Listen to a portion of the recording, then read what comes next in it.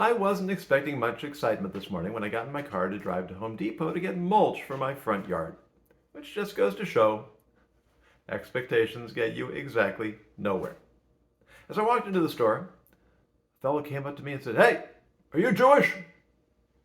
He was about 6'2", maybe, solidly built, didn't look too dangerous, maybe. I said, "Yes, I am." He said, "So what does that make me?" I said, "I think it makes you a human being." He says, "No, you're a human being too." I said, "Yes, I am. Try to be." He says, "But you're a Jew." I am a Jew. "So what does that make me?" Seeing that he was unwilling to let it go and not quite sure what answer he was expecting, I said, "Well, rabbis would call you one of the sons of Noah." Sons of Noah.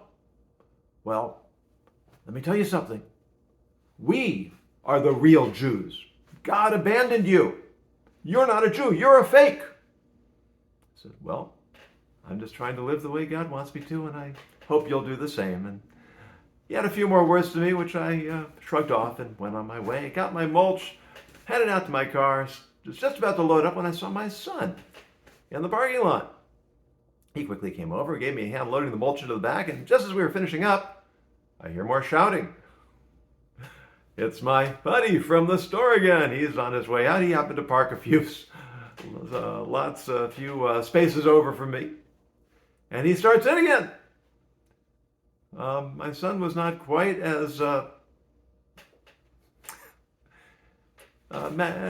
easygoing about it as I was, and he takes a few steps forward. I put my hand on his shoulder. My son is a combat soldier in the IDF and probably could have taken this guy down without breaking a sweat, but there's no reason to do that. I said, "You have a good day."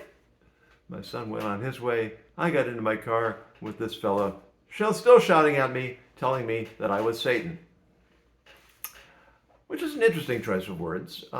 After last night's attack on Israel by Iran, justified because Israel is the little Satan, beside America as the great Satan, and as an American Jew, I'm both, I guess.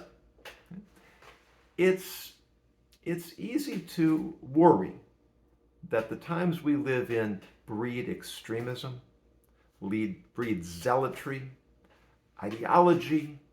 It's hard to talk to people who don't agree with you because very often they're not interested in anything you want to say. Now, I could come to the conclusion that this fellow is representative of Christians, but I know better. I know better because when I was sitting in Nashville airport waiting to change planes, a fellow came up to me and said, "Hey, brother, Christians are with you." And I knew it before that from all of the outpourings of my Christian friends and colleagues online, expressing their support and solidarity and concern and outrage with what's being done to Israel and to the Jewish people. There are always going to be people so caught up in their own way of thinking that they can't accept that there is any other way of looking at the world. And even if they're right, even if I'm right, we still have to live in the world with other people. We still have to get along. And most of us don't have the market cornered on truth. So let's look for what we have in common. Let's build a sense of community. Let's support each other. Let's stand up for each other. There is so much that we can accomplish if we work together, if we strive to do what's right, if we set our sights on higher purpose, if we collaborate for what's good and what's just. We can marginalize the fringe influences and truly bring about a better world.